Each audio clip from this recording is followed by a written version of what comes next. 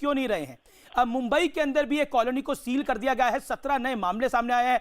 अन्नू कपूर, आप देश के जाने माने एक्टर हैं। दीपक बाजपेयी, मैं आपके पास भी आऊंगा। अन्नू कपूर, आप देश के जाने माने एक्टर हैं। विश्व इस समय, मानव जाति इस समय अपनी सबसे कठिन लड़ाई लड़ रही है, और अगर हम इस तरह के इंसिडेंट्स देखेंगे तो हम कोरोना की लड़ाई कैसे लड़ पाएंगे?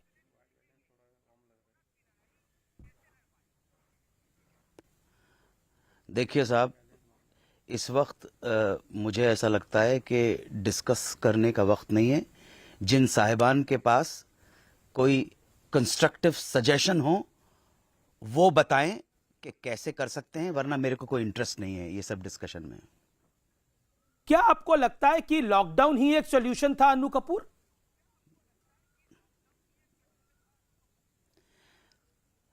आज की स्थिति के अंदर देश के प्रधानमंत्री को जो बेस्ट लगा, मुझे नरेंद्र मोदी की इंटेग्रिटी पे कोई शक नहीं है, जो उनको बेस्ट लगा उन्होंने किया।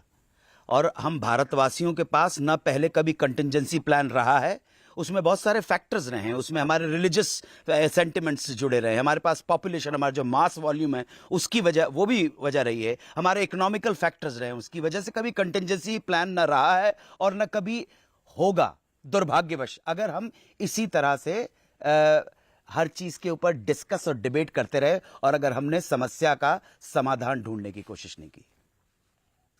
क्या आपको लगता है नहीं है कि लोगों को शिकायतें तो इंडियन पॉलिटिशियन के लिए एक बड़ी आसान बात है।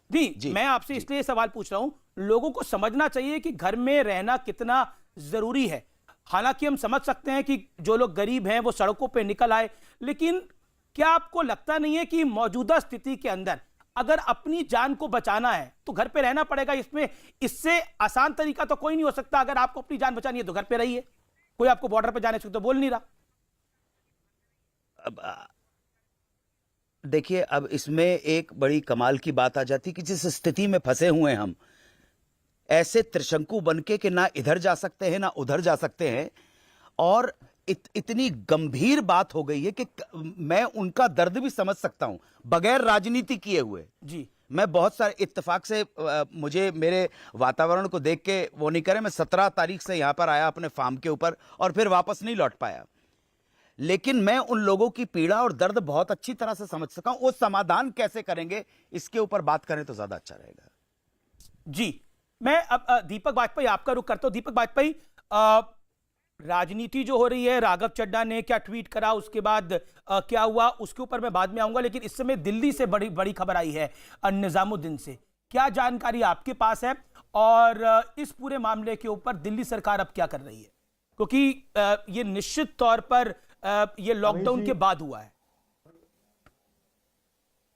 अमीश जी, पहले तो मैं बहुत कठोर शब्दों में इसकी निंदा करूंगा जो किसी किस्म का रिलीजियस जलसा किसी ने रखा और उसमें इतने सारे लोग आए, और इतनी भयावह स्थिति, जब हम एक ऐसी भयावह भविष्य को अपने सामने देख रहे हैं कि अगर ये इन्फेक्शन हमारे गांव तक पहुंच गया, जैसे संबित भाई कह रहे थे, अगर ये हमारे अनछुए इलाकों तक पहुंच गया तो हमारे लिए कंट्रोल करना कितना मुश्किल होगा।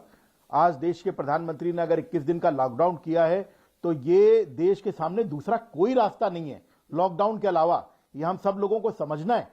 और जो इसमें देखिए, मजबूरी से जो लोग, घबराहट में लोग जा रहे हैं, उनकी बात तब भी समझी जा सकती है, पर जो लोग किसी रिलीजियस जलसे के नाम पर इस तरह की गैदरिंग कर रहे हैं, हम सब लोग को अनइक्विवोकली एकदम स्पष्ट शब्दों में इसकी निंदा करनी चाहिए। बहुत ही गैर जिम्मेदाराना हरकत है, जिसने कोई 200 या 1000 लोगों से, दिल्ली सरकार से ये कहा गया है 1000 लोगों के क्वारंटीन की व्यवस्था करें, वो हम कर रहे हैं, लेकिन सवाल 1000 लोगों का नहीं है। जैसे संबित भाई ने ये कहा, एक एक व्यक्ति 10-10 हजार लोगों को इन्फेक्ट कर सकता है। ये एक ऐसी कड़ी शुरू हो जाएगी जिसका कोई जवाब आज हमारे रिसोर्सेज के पास नहीं होगा। ये बेहद गैर जिम्मेदाराना हरकत है और इसके जितने कड़े शब्दों में निंदा की जाए। अब हम लोगों को 1000 क्वारंटाइन बेड्स तैयार करने हैं, हम 2000 तैयार कर रहे हैं, लेकिन हम लोग ये सोच रहे थे कि दिन में 100 केसेस आएंगे, जो कि हमारे पास 4, 5, 6, 10 केस आ रहे थे।